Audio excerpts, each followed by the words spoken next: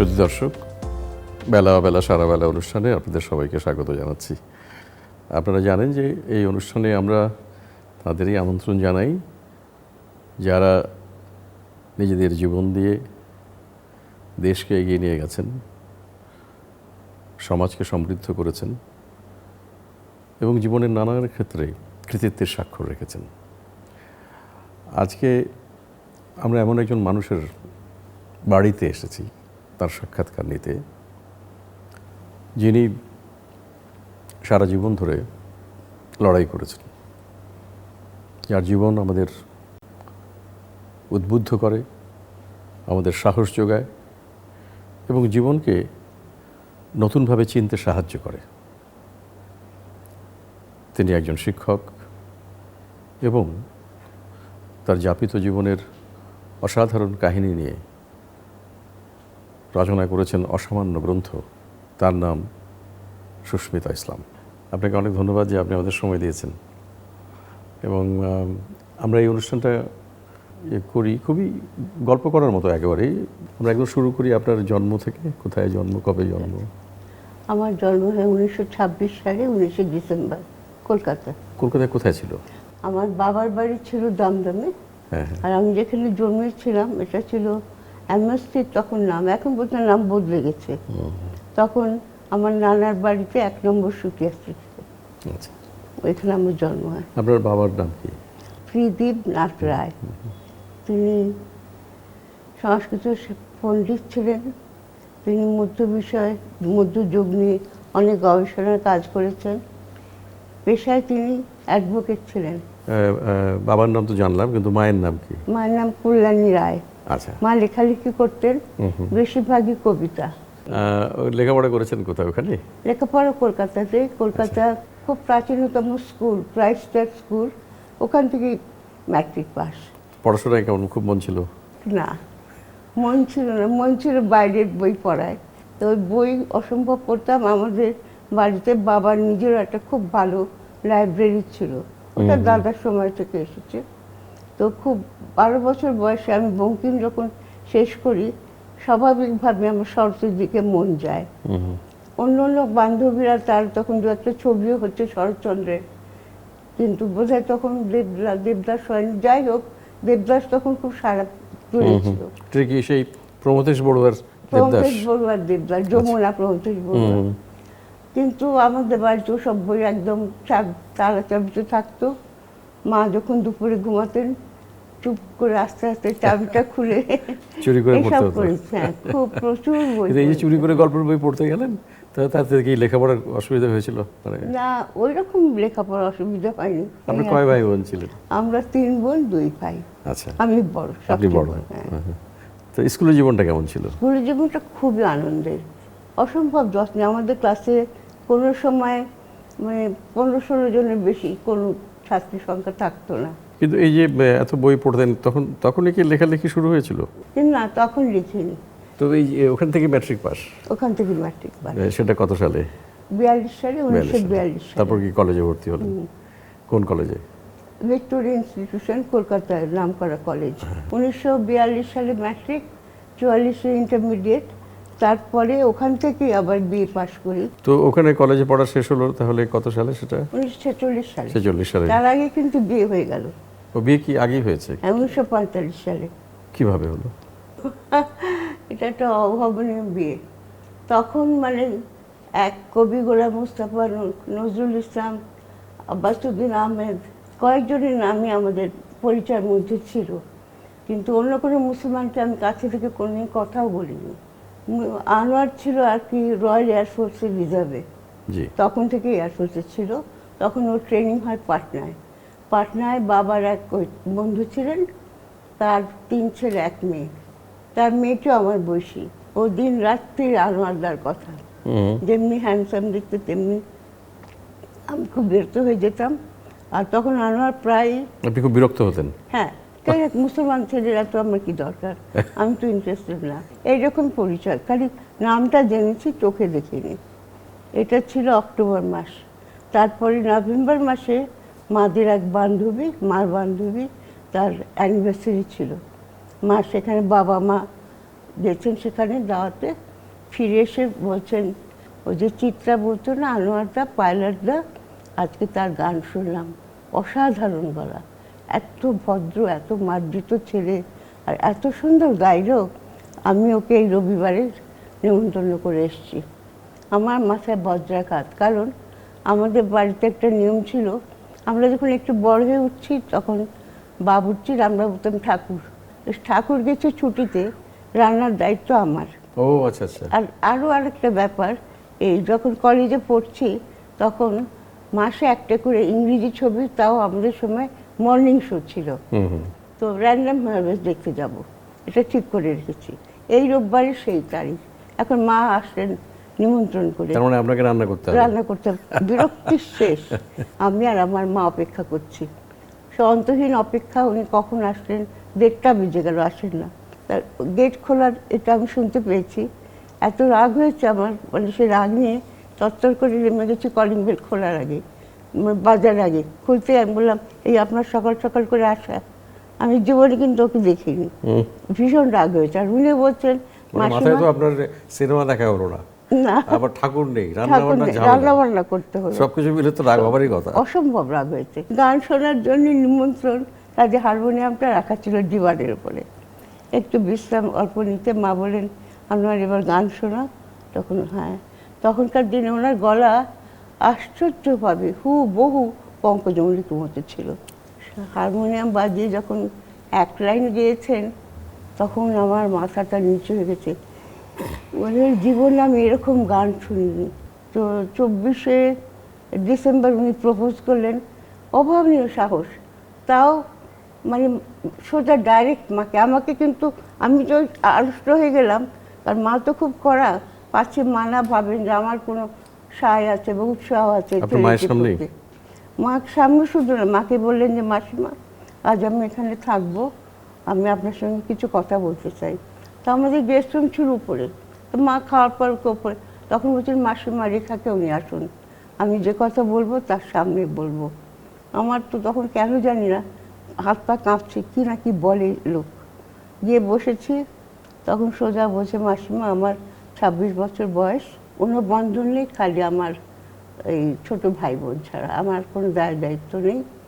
রেখাকে যদি আমার অযোগ্য না মনে করেন তাহলে এই প্রস্তাব আপনি নেবেন, যদি অযোগ্য মনে করেন তাহলে আমি আর আসবো না এখানে, কারণ মনে হয় আমি রেখাকে ভালোবেসে ফেলছি। মাই গড, আমার তো তখন মানে ওইখানে চরিত্রে দ্বিধা হয়। ঠিক ভাবছি মা নিশ্চয় কিছু ভাবছেন। মা বলেন, না না, তোমার রেখার অযোগ্য তোমাকে ভাববো কেন, তুমি যদি আমাদের সমাজে হতে এ কথা আমি তোমাকে বলতাম, কিন্তু তা তো হয় না, সমাজ একটা আছে। তখন মা বললেন যে দেখো, শেষ এক পর্যায়ে রেখার বাবাকেও তো বলতে হবে। মানে উনি কি এক পর্যায়ে মোটামুটি রাজি হয়ে গেছেন? মোটামুটি রাজি যখন হয়েছে, রেখার বাবাকেও বলতে হবে। বলছে, মাসিমা সেটা আমি বলবো। আর বাবা তো ঐতিহাসিক মানুষ, বিকেলবেলা অনেকেই আসতেন। একদিন এই বাবা খুব খুশি মনে বলছেন যে হিন্দু মুসলিম এই মিলন কেন আকবর এত সাকসেসফুল হয়েছিলেন, এই জন্যই তো। বাস তো পয়েন্ট পেয়ে গেল, এই পথেই এগোনো যাবে। বাবা এত সরল, বাবা তো বোঝেননি, দিনী ইলাহির রাস্তা ধরলেন। দিনী ইলাহির রাস্তা। তারপরে তো কি করে জানি, তো যাই হোক, তো মানে আমি তো খুব খারাপ লাগছে আমার যে আমি বংশের, আর বংশ সম্বন্ধে আমার ভীষণ একটা অহংকার ছিল, কারণ আমাদের বংশ আর ঐতিহাসিক বংশ। তিতুমিরের সঙ্গে যে বংশের বিবাদ হয়, কৃষ্ণদেব রায়, তার ডাইরেক্ট অধস্তন নবম পুরুষ আমি। আচ্ছা, এইটা একটা ঐতিহাসিক বংশ, আর দাদুর এতখানি কৌলিন্য মর্যাদা, আমার বিয়ে আমি কিছুতেই রাজি না। মা এত ভালোবাসতেন, জানোয়ার তুমি আর এসো না, মা এটা বলতে পারেন। বাবা খুব নরম মানুষ ছিলেন, ওদের ভদ্রতায় বেঁধেছে, আর ছেলেটি তো খুব ভদ্র। তারপরে বাবা শেষে মত দিলেন, 24শে এপ্রিল বিয়ে হয়ে গেল। বিকেলে বরযাত্রী আসলো, বেশি না, তাও 35-40 জনের মতো। ও লোক নিশ্চয় ভাবছিল রাইট হয়ে যাবে, তো লোক মানে ওর বন্ধু বান্ধব, সেরকম খুবই উত্তেজনা তৈরি হয়েছিল, উত্তেজনার সিচুয়েশন ছিল। কিন্তু ওদের বাড়ির দিকে কি অবস্থা হলো? ওরে বাবা, ওর বাড়িতে তো মানে আমার শ্বশুর বিশ্বনবীর লেখক, আমি কিন্তু ওই ছোট্ট 18 বছর মেয়ে হলেও ওনার মনটা আমি বুঝতে পেরেছিলাম। উনি তো প্রলয় কাণ্ড ঘটিয়েছিলেন বাড়িতে, কারোর সঙ্গে দেখা করতে দেবেন না, মানে আমার ননদ টনদ কারোর সঙ্গে না। আমরা আপনাকে নিয়ে একটা ছোট্ট তথ্যচিত্র বানিয়েছি, সেটা আমরা একটু দেখে নিই। শিক্ষক ও লেখক সুস্মিতা ইসলামের জন্ম ১৯২৬ সালের ১৯ ডিসেম্বর কলকাতায়। তাঁরা ৩ বোন ও ২ ভাই। বাবা ত্রিদীপনাথ রায় ছিলেন খ্যাতিমান আইনজীবী ও সংস্কৃত সাহিত্যে পণ্ডিত। মা কল্যাণী রায় কবি। পিতামহ নিখিলনাথ রায় ছিলেন যশস্বী ঐতিহাসিক। সুস্মিতা ইসলাম ক্রাইস্ট চার্চ গার্লস স্কুলে পড়ালেখা শুরু করেন। এখান থেকে ১৯৪২ সালে মাধ্যমিক পাশ করেন।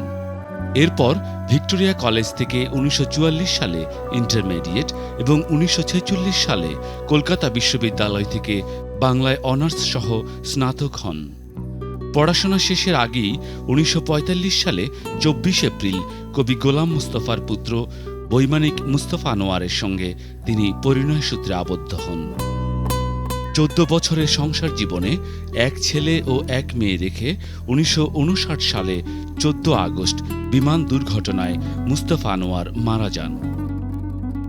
এরপর থেকে নানা প্রতিকূলতা পেরিয়ে এগুতে হয়েছে এই জীবনযোদ্ধাকে। ঢাকায় এসে ঢাকা বিশ্ববিদ্যালয় থেকে MA পাশ করেন তিনি। কর্মজীবন আরম্ভ হয় রেসিডেন্সিয়াল মডেল স্কুলে শিক্ষকতা দিয়ে। এরপর ঢাকা বিশ্ববিদ্যালয়ের শিক্ষা ও গবেষণা ইনস্টিটিউটে যোগ দেন তিনি। ১৯৭১ থেকে ১৯৭৩ সাল পর্যন্ত তিনি আমেরিকার হার্ভার্ড বিশ্ববিদ্যালয়ে গবেষণা সহকারী হিসেবে কাজ করেন। ৮০ দশকে ঢাকায় কিছুকাল ইউনেস্কো এর উপদেষ্টা হিসেবেও দায়িত্ব পালন করেছেন। ১৯৭৩ সালে তিনি রিয়াজুল ইসলামের সাথে পুনরায় বিয়ে বন্ধনে আবদ্ধ হন, কিন্তু মাত্র ৩ বছর পর ক্যান্সারে মারা যান তিনি।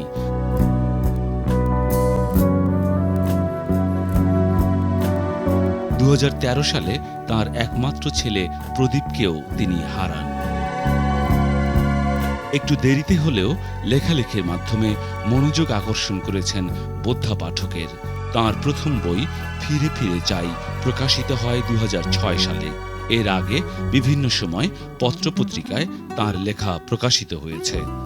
এরপর ২০১৪ সালে আমার যত দিনগুলি প্রকাশিত হলে তা সুধী সমাজে সমাদৃত হয় এবং পুরস্কৃত হয়।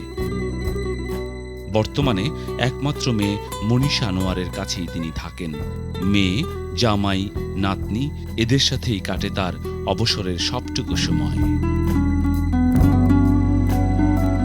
আমরা যে জায়গায় ছিলাম, আপনার শ্বশুরবাড়ির প্রতিক্রিয়া। হ্যাঁ, শ্বশুরের কানে যখন এই খবরটা গেল, তখন তো উনি মানে সাংঘাতিক, সেকালে মানুষের যেরকম করতো প্রলাপের মতো কান্নাকাটি করেছেন। বিয়ে হয়েছিল ৪৫ সাল এপ্রিল মাসে। তো তারপরে আমরা ঠিক করলাম কারোর সঙ্গে দেখা হচ্ছে না, মানে বাবার সঙ্গে তো হলোই না, নানা বাড়ি কমলাপুরে যাই। নানা অসাধারণ, ঢাকায় না, কমলাপুর, যশোরে গ্রামে। ও যশোরের কমলাপুর গ্রামে, হ্যাঁ। এই একজন ব্যক্তিত্ব আমি দেখেছিলাম, মানে বিস্ময়ের পর বিস্ময়। খুবই তাকে কাছে পেয়ে আমার প্রথম এটা খুব জড়তাটা উনি কাটিয়ে দিয়েছিলেন। খুবই সুন্দর ব্যক্তি ছিলেন। তারপরে আপনারা ওই এদিকে চলে এলেন কবে? সেটা ১৯৫৯ সালে ১৫ই ফেব্রুয়ারি আমরা মাইগ্রেট করি। ছেড়ে আসতে তো নিশ্চয়ই খারাপ লেগেছিল। আমার নাম, আমি তো আসছি। আপনার ভালো লেগেছিল, কিন্তু আপনার, আমি খুশি হয়ে, কিন্তু উনি আসতে চাননি। তো উনি একদম আসতে চাননি এবং এসব ফিরে যেতে চলেছিলেন, কারণ আমরা কখনো বিয়ের পর আলাদা থাকিনি। কিন্তু উনি বাঙালি সংস্কৃতি ছাড়া ছেলে মেয়েদের মানুষ করবেন না, তার উপায় তাহলে আমাদের থাকতে হবে ঢাকায়। এই করছি ভাবছি, ইতিমধ্যে ওনাকে তো পিআইএ আমরা আসলাম 15-ই, 17-ই পাঠিয়ে দিল লন্ডনে। কেন পাঠিয়ে দিল? পিআইএ ওনাকে এনেছিল, ওই তখনকার যে প্লেন ছিল বাইকং প্লেন, তার উনি চেক পাইলট, মানে উনি ট্রেনার ছিলেন। আচ্ছা, এতে ইন্ডিয়ান এয়ারলাইন্সের। ইন্ডিয়ান এয়ারলাইন্স বাইকন কিনেছিল আগে, পিআই কিনেছে পরে। প্রত্যেক মডেলের জন্য নতুন ট্রেনিং নিতে হবে। ওকে আনোয়ারকে আনছিল আমেরিকান যে ট্রেনার, তাকে রিপ্লেস করার জন্য, কিন্তু সেটা আর হয়নি। দুজনেই একটা জুনিয়র পাইলটের ভুলে ক্র্যাশ হলো, এগুলো আপনারা হয়তো জানেন। তো দুজনেই মারা গেল। এই আর সেটা তো ১৯৫৯ সালে। ১৯৫৯ 14 আগস্ট, 6 মাসের মধ্যে। তারপরে ঘটনা তো তখন ঢাকায় ফিরে এলেন। একা ডেড বডি নিয়ে ফিরে আসলাম। অনেক লোক আমাকে দেখতে এসছে, কলকাতা থেকে জলপাইগুড়ির বেগম সাহেব, উনিও ফ্লাই করে এসেছিলেন, উনি খুব আদর করতেন নানাকে। তো উনি দেখতে এসেছিলেন, সবাই দেখে চলে যায়, আমি সামনের মতো বসে থাকি। আসলেন একজন Rashid Karim, I am sorry, Zarina Rashid. Zarina Rashid ছিলেন ওই ডক্টর রশিদের, উনি তখন এডুকেশন সেক্রেটারি, তার স্ত্রী। ইনি সোশ্যাল ওয়ার্কার ছিলেন। উনি আবার আমাকে ছোটোবেলায় দেখেছেন। উনি এসে বললেন যে দেখো, তোমার যা হয়েছে তা তো হয়ে গেছে, তোমার তো আর কিছু হবে না, কিন্তু তুমি ছেলে মেয়েদের কীভাবে মানুষ করবে ভেবেছো? আমি মাথা নাড়ছি, আমি জানি না কীভাবে মানুষ করবো। উনি বলছেন তুমি লেখাপড়া কতদিন করেছো? বললাম যে কলকাতা থেকে অনার্স। উনি একদম লাভ দেওয়ার মতো ঘরে গিয়ে বললেন, দেখো এমএ কলকাতা থেকে অনার্স পাস করে এসছে, আমাকে তুমি টিচিংয়ে যাবে? আমি সহজেই হ্যাঁ করে দিলাম। হ্যাঁ, কিছু তো একটা করতে হবে, কিছু করতে হবে ওদের, সেইটাই তো আমাদের। এর মধ্যে অনেক কাণ্ড হয়েছে। জাকির হোসেন সাহেব গভর্নর, উনি এসছেন, উনি আমাকে 500 টাকা তখনকার দিনে 59 সালে মানসিক উইডো পেনশন দিতে চেয়েছেন। আমি এক কথাই বলছি না, ওদের বাবা নেই, আমি আছি, আমি যেরকম পারি এবং তাই করেছি। আমার স্টাইপেন্ড থেকেও 15% দিয়ে আমি প্রদীপকে পড়িয়েছি, পরে বেতন যখন পেয়েছি সেইভাবে দিয়েছি। এইভাবে আমি কারোর কাছ থেকে কোনো সাহায্য নেই। তখন ঢাকায় কোথায় থাকতেন? ঢাকায় ওই প্রথমে থাকলাম শ্বশুর বাড়ি, রাজারবাগে? হ্যাঁ, না না, শান্তিনগরে, শান্তিনগর, মোস্তফা মন্দিরে। তো এইভাবে আমি তখন ভেবেছি এটাই আমার ঠিকানা। তখন উনি রশিদ সাহেবকে বললেন যে তুমি একটা চিঠি রেখে দাও, ওসমান গনি সাহেবকে ভর্তি করে নেন। উনি একটা চিঠি দিলেন, তারপরের দিনে আমি একদম অন্য মানুষ হয়ে গেলাম। মিনার বাবাকে সঙ্গে করে ওসমান গনি সাহেবের কাছে গেলাম। ওসমান গনি সাহেব পড়ে খুব ভালোভাবে বললেন যে হ্যাঁ, এডুকেশন সেক্রেটারি বোধহয় খেয়াল নেই যে বিএডের 50% পরীক্ষা হয়ে যায় 3 মাস পরে, বাকি 3 মাস লাস্ট পরীক্ষা 50% পরে, সেই 50% পরীক্ষা 1 সপ্তাহ পরে, আপনাকে আমরা কীভাবে নেব? তখন বলছেন ঠিক আছে, আপনি, উনি যখন লিখেছেন আপনি আগামী সেশনে। আমরা না, আপনার আমাকে সুযোগ দিতেই হবে। তো 50% পরীক্ষা আপনি আমাকে এনরোল করবেন না, কিন্তু অনুগ্রহ করে আমাকে বসতে দিন, আমাকে সুযোগটা দিন আপনি। আমি 3টে সাবজেক্টে পাস শুধু করিনি, বোধহয় ইংলিশ আর কিসের ফার্স্ট ক্লাস মার্কসও পেয়ে গেছি এইরকম এতে। তাই ভর্তি হলাম, হয়ে তারপরে প্র্যাকটিস টিচিংয়ে ফার্স্ট হলাম, ফার্স্ট ক্লাস তো বটেই। তখন আবার ইনস্টিটিউট শুরু হবে, তখন আমাকে 2টো স্কলারশিপ অফার আসলো। একটা আসলো ব্রিটিশ কাউন্সিল থেকে, সেটা লন্ডনে গিয়ে থেকে পড়তে হবে, এমএড করতে হবে 2 বছর। আর একটা ইনস্টিটিউট অফ এডুকেশন রিসার্চ খুলছে, এখনও খোলেনি, খুলবে, তারা এমএড 1 বছরে করাবে। এটাই আমার জন্য ভালো হলো। আমি এখানে আমি বাচ্চাদের ছেড়ে কেমন করে থাকবো।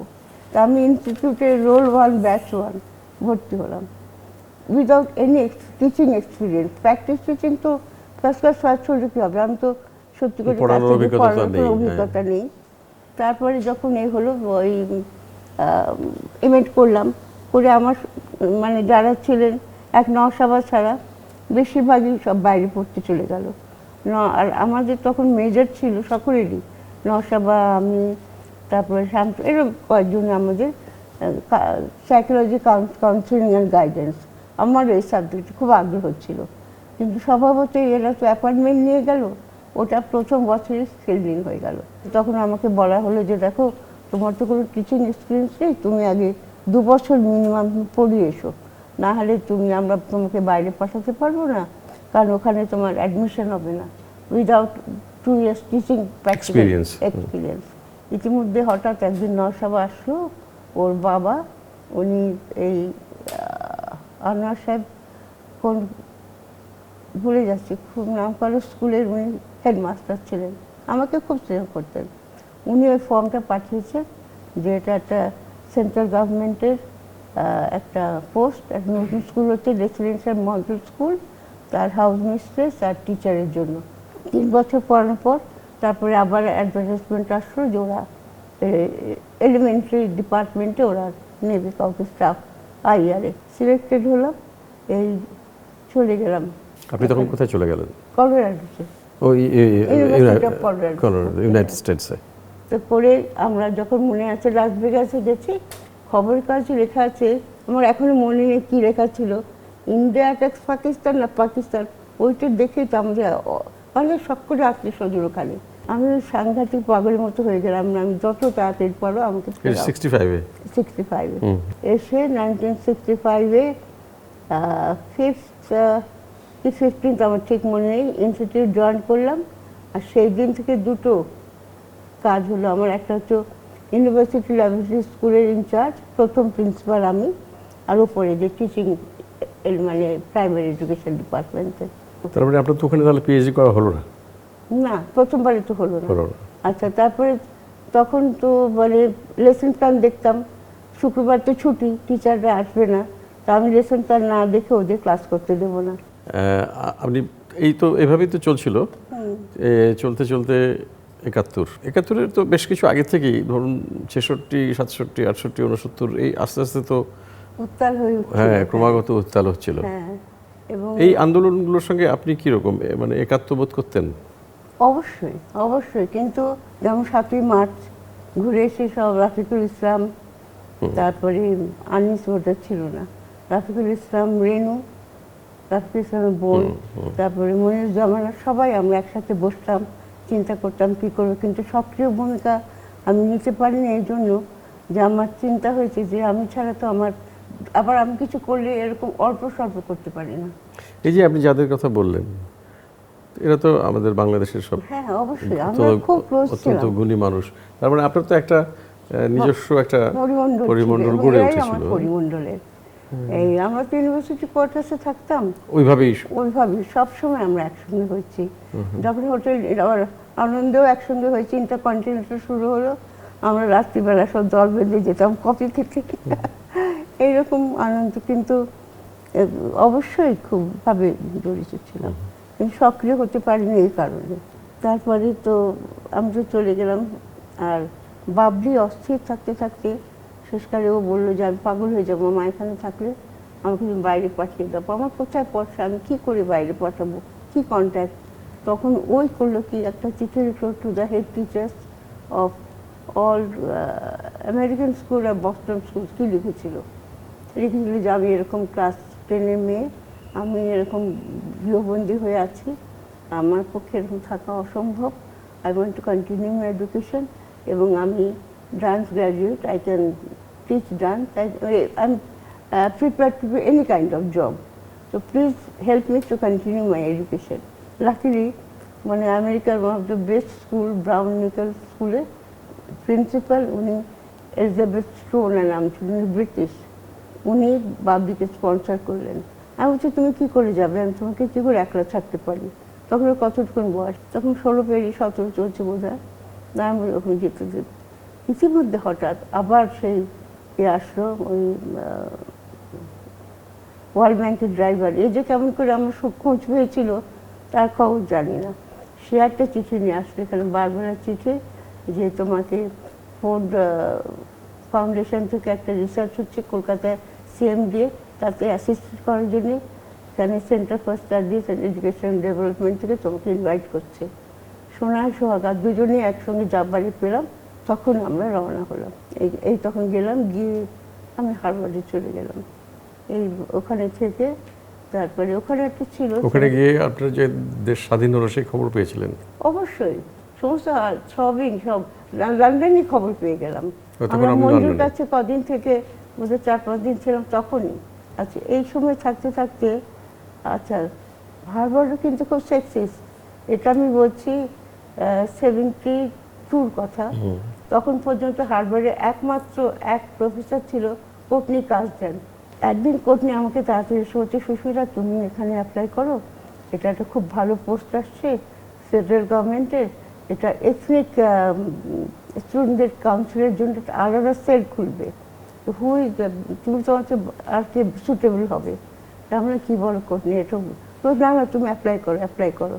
আমি আবার একে বললাম বারবারকে যে কোটনি এরকম বলছে, বারবার শুধু আমার মুখে দিয়ে বলে কোটনি যদি বলছি মাস্ট, কারণ ওর অনেক হোল্ড আছে। তো আমি অ্যাপ্লাই করলাম, আরেক দিন হলো আমার ইন্টারভিউ মানে খালি গল্প, ওরা কী কী জানতে চেয়েছে তার মধ্যে কী প্ল্যান, কী কী সব, কেন আমি ওখানে গেছি ইত্যাদি। তারপরে যখন আমি বেরিয়ে আসছি ঘর থেকে, তখন বলছে Mrs Anwar, just I hope you have your visa status all right. তো আমাদের বলেছিল যে ওখানে সবসময় পাসপোর্ট ব্যাগে রাখছে। আমি I just don't get your point, but this is my passport. দেখার সাথে সাথে ওদের বেল ইলেকট্রিক বাজাতে বাজাতে টকটকে লাল হয়ে গেল। মানে 3 দিন ধরে ভদ্রমরা তোমরা করছো, ইন্টারভিউ নিচ্ছ, তোমরা কেউ ভিসা চেক করোনি? সে আছে যে ভিসা, যে ভিসা মানে তুমি যে পার্টিকুলার কাজে যাও সেটাই তোমাকে দেশে ফিরে আসতে হবে। Then again you get a new visa and then go to that place. তাহলে তো আমি তো আর চাকরিটা চাকরি পাবেন না, আর তারপরে ওটা আর হলো না। না, তারপর তো হলো না। মিশিগানে তো এরকমভাবে ছাড়ালাম, ছাড়িয়ে তারপরে ওর গ্র্যাজুয়েশন যখন, এদিকে আমার তো ওখানে নিয়ম হচ্ছে যতদিন তোমার ভিসা ততদিন তুমি থাকতে পারো, সকলে পয়সা করে কিছু জমায়, তারপরেও থাকা যায়। কিন্তু আমার অ্যাসোসিয়েট এমন সব প্রফেসর শুধু আলাপ, আমি ওরকমভাবে থাকবো না, থাকতে চাইও নি। পিএইচডিও তো করেননি তাহলে ওইখানে? না, এটা ওখান থেকে তো আমি কোর্স শেষ করে চলে চলে আসলাম। এসছেন, হ্যাঁ। হ্যাঁ, তো এই যে আপনি তো নিজে দ্বিতীয়বার যে বিয়ে করলেন, সেটা কখন? এই মানে আমেরিকা থেকে ফিরে এসে? সেটা সেটা ওই আমেরিকা থেকে যখন বাবরি গ্র্যাজুয়েশন হলো, তখন যখন লন্ডনে আসলাম, তখন ও লন্ডনে বিয়ে 73-তে 16 জুন বিয়ে মানে হ্যাঁ। লন্ডনে বিয়ে হয়েছে? লন্ডনে বিয়ে হয়েছে। সেটা কিভাবে? লন্ডনে বিয়ে হলো ইস্ট লন্ডন মস্কে, কারণ তখন রেয়াজ একটা বড় ফ্ল্যাট নিয়ে ভাবছে যে প্রদীপ আসবে, বাবরি থাকবে, এরকম ভাবে ফ্ল্যাট নিয়েছে। উনি ওখানেই থাকতেন? উনি এখানে ছিলেন অক্সফোর্ড ইউনিভার্সিটি প্রেসের জেনারেল ম্যানেজার। আচ্ছা আচ্ছা। যখন মুক্তিযুদ্ধ হলো তো বিজনেস উঠে গেল, তখন ওরা ওকে নানা জায়গায় পোস্টিং দিয়েছিল, যে পোস্টিং ওর ঠিক মনের মতো হয়নি, তখন ওরা ওকে ইংল্যান্ডে রেখেছিল। আর পরিবারে যাতায়াত ছিল, জানাশোনা ছিল, ওই প্রথম থেকেই পরিচয়। কিন্তু এইরকম মানে বন্ধুত্বটা ছিল। সত্যি কথা বলতে কি নূর, এই বন্ধুত্বটাকে একটা সামাজিক স্বীকৃতি দেওয়ার জন্য বিয়ে, নাহলে বিয়েটা যে অবশ্য করণীয় ছিল তাও কিন্তু না। লন্ডনে কতদিন ছিলেন? লন্ডনে আমি তারপর থেকে গেলাম 79 সাল পর্যন্ত। 79 সাল। বাবরি পড়াশোনা করছিল, আচ্ছা। সেসব নিয়ে থাকলেন। 79 সালেই তো আপনি কি আপনার দ্বিতীয় স্বামীকে হারিয়েছিলেন? না, আরো আগে 76 সালে। 76 সালে, হ্যাঁ। 13 জুন বিয়ে হয়েছিল, 76 সালের 17 মার্চ রিয়াজ মারা যায়। তারপরে তো আপনি আরো কয়েক বছর থাকলেন সেখানে? হ্যাঁ, আমি বাবরির পড়াটা শেষ করতে তখন বেশ স্ট্রাগল করতে হয়েছে। তার মধ্যে থেকে যখন রিয়াজ বেঁচে থাকতেই আমরা 3-4 মাস আনএমপ্লয়েড ছিলাম দুজনেই। তখন কি করব না করবো, আমি তখন অ্যাকচুয়ালি আমার যা এই শিক্ষকতা লাইনে দেখলাম, আমি আশ্চর্য হতে লাগলাম যে একটা হেডমিস্ট্রেসের চাকরির অফার দেয় না কেন, কি ব্যাপার? তো একদিন গেলাম ওখানে, ওদের অফিসে কি কাউন্সিল বলে ওখানে, তো একজন ভদ্রমহিলা বলছে তুমি হেল্প করতে পারি? আমি বললাম হ্যাঁ। আমি বললাম দেখো, আমি এত জায়গায় অ্যাপ্লাই করি, সব জায়গায় বলে যে অলরেডি ফিল্ডিং, কী ব্যাপার? তখন বললো দেখো, তুমি এত বেশি কোয়ালিফাইড, আমাদের এখানে নিয়ম হচ্ছে যে যেরকম কোয়ালিফাইড আর তার এক্সপিরিয়েন্স দুটো দিয়ে স্যালারি হয়। তো তোমার যে অন্তত খালি মানে ডিগ্রি আছে, তাই যে আমরা দুটো জুনিয়র টিচার রাখতে পারি, তাতে তোমার এডুকেশনে তোমার চাকরি হওয়া মুশকিল, বেশি লেখাপড়া শিখে মুশকিল হয়ে গেছে। তুমি চেষ্টা করো, এতে তোমার এখন গভর্নমেন্ট থেকে করছে ওই ক বছর সেখানে? 6-এর শেষে কিংবা 77 থেকে 79 অবধি। আপনি দেশে ফিরে এলেন 79 সালে, 79-এ। 79-এ এসে তারপরে কোথায় যোগ দিলেন? কাজে? নিশ্চয়ই কাজে যোগ দিয়েছেন, আপনি তো আর বসেছিলেন না, বসে থাকার মানুষ তো আপনি নন। না, 79-এ এসে এই জন্য বাই দ্য টাইম প্রজেক্ট তো যাদের ক্যাপ্টেন হয়ে গেছে, আচ্ছা। ওরা একদম হ্যাঁ, ওর একদম ইচ্ছে নেই যে আমি কাজ করি। আর তখন বাবরির বিয়েও সামনে, 80 সালে ওর বিয়েও হয়ে যায় অক্টোবরের 6 তারিখে। তখন আপনি এই সময়টাতে কোথায় কাজ করছিলেন? এই সময় আমি কোথাও কাজ করিনি। আচ্ছা। আমার নিজের বাড়ি, তখন আমার নাতনি হয়ে গেছে, প্রদীপের বড় মেয়ে দীপ্তি, আর ছোট মেয়ে ছোট্ট, তখন ওদের নিয়েই থাকতাম। তারপরে 82 সালে বোধহয় আমি ইউনিসেফে 9 মাসের জন্য জয়েন করেছিলাম অ্যাজ কনসালটেন্ট। আচ্ছা কিন্তু সেই প্রজেক্টে আমার মনের বিরুদ্ধে ছিল।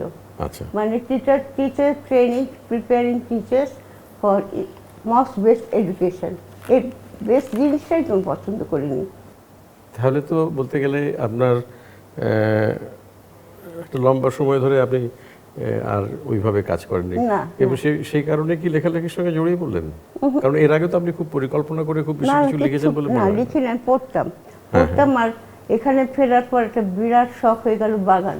এটা একটা নেশার মতোই বলতে পারো, কারণ তখন সবাই ব্যস্ত যে যার কাজ নিয়ে, আমি অবকাশে এইটা নিয়ে জড়িয়ে পড়লাম আর ভালো বই পড়তাম, গান শুনতাম।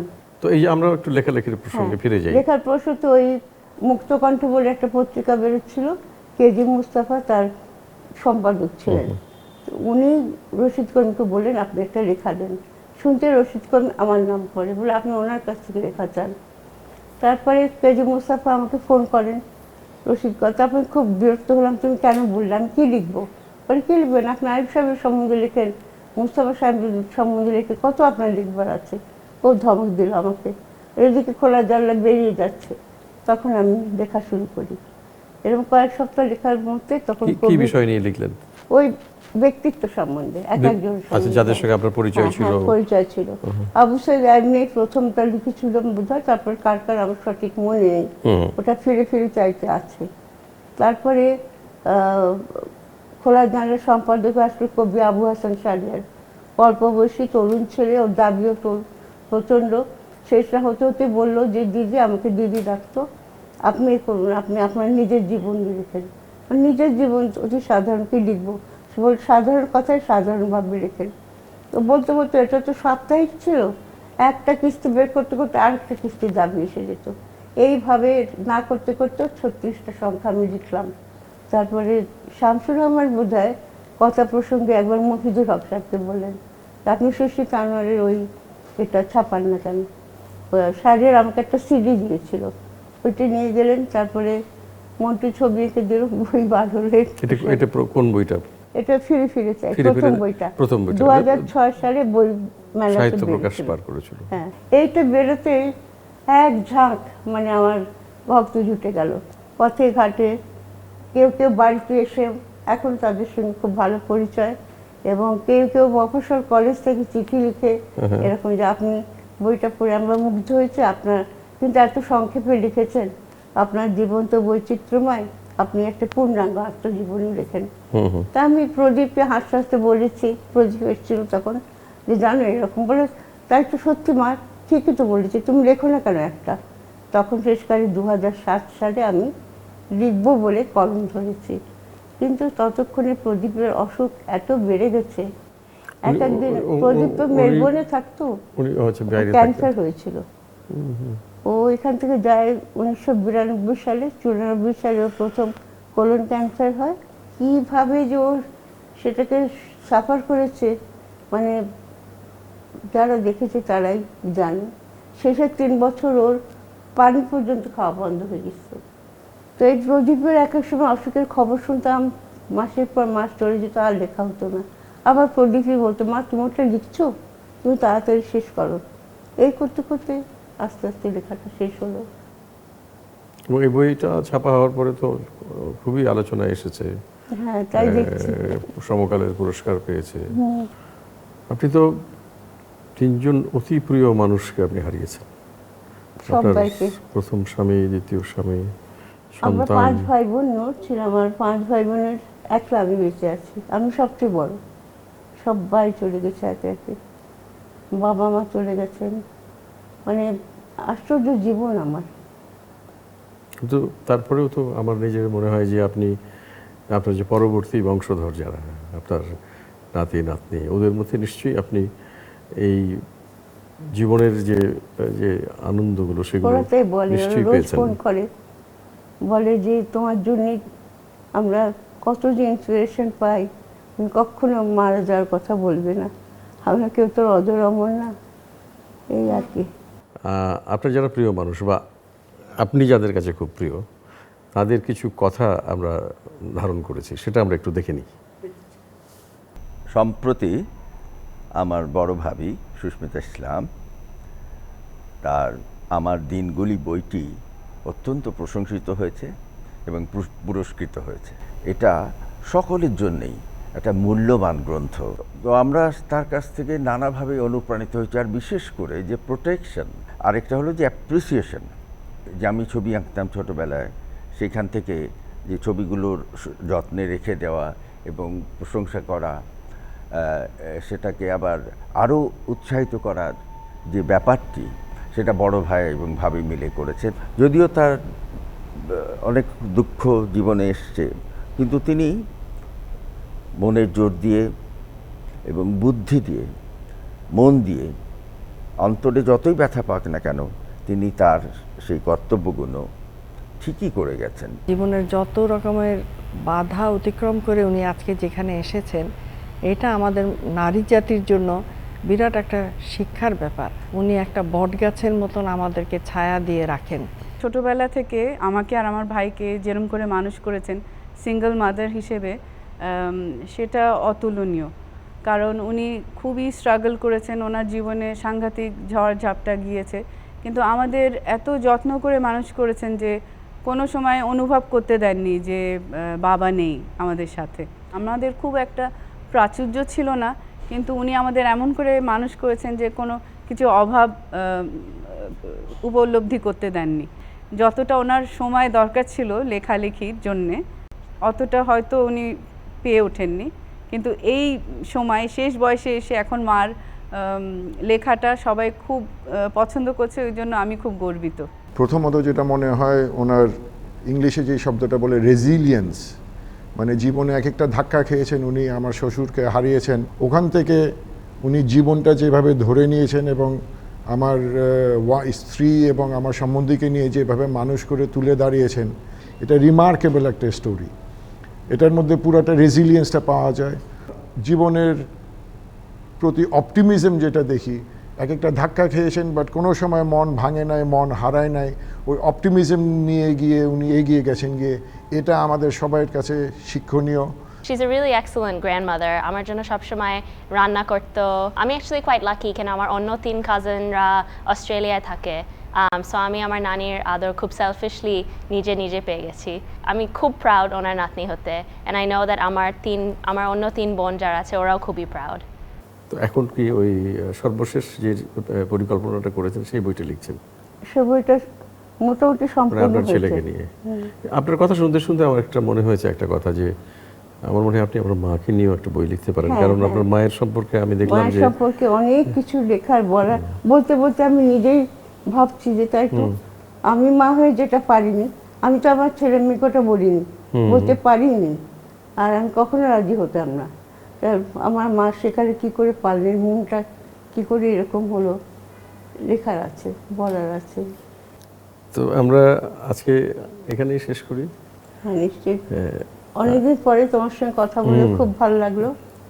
না, আমরা আপনাকে অনেকদিন পরে দেখলাম। হ্যাঁ, আমি সবসময় সকলকে একটা কথা বলি যে আনন্দময় হোক।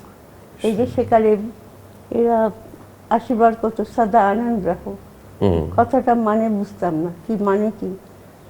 এটাই জীবন। জীবনের মধ্যে যদি আনন্দ না থাকে তাহলে সে জীবন আর জীবন না। শুনো, আমি তোমার জন্য সেই দোয়াটাই করছি। আপনি সদা আনন্দে থাকবেন এবং আমাদের জন্য আপনি আশীর্বাদ করবেন যেন আমরাও আনন্দে থাকতে পারি। তো আজকে এখানে শেষ করি। আচ্ছা, শুধু দর্শক, আমরা এতক্ষণ কথা বলছিলাম আমাদের শ্রদ্ধার মানুষ সুস্মিতা ইসলামের সঙ্গে, যিনি সারা জীবন শিক্ষকতা করেছেন এবং লেখালেখি দেরিতে শুরু করলেও তিনি নিজের জন্য একটি আসন করে নিয়েছেন, যে আসনটি এখন আমাদের বাংলা সাহিত্যে একটা গুরুত্বপূর্ণ আসন তো বটেই। তার চেয়েও বড় কথা, তিনি আজীবন একজন সংগ্রামী মানুষ। সারা জীবন লড়েছেন, আপোস করেননি এবং জীবনযুদ্ধে বারবার প্রতিকূলতার সম্মুখীন হওয়া সত্ত্বেও কখনো তিনি হতাশ হননি। তাকে দেখে আমরা উদ্দীপ্ত হই, উজ্জীবিত হই, অনুপ্রাণিত হই। আমরা তার সুস্থ দীর্ঘ জীবন কামনা করছি, তার শুভ কামনা করছি, সেই সঙ্গে আপনাদের সবার মঙ্গল কামনা করে আজকে এখানেই শেষ করছি। সবাইকে ধন্যবাদ।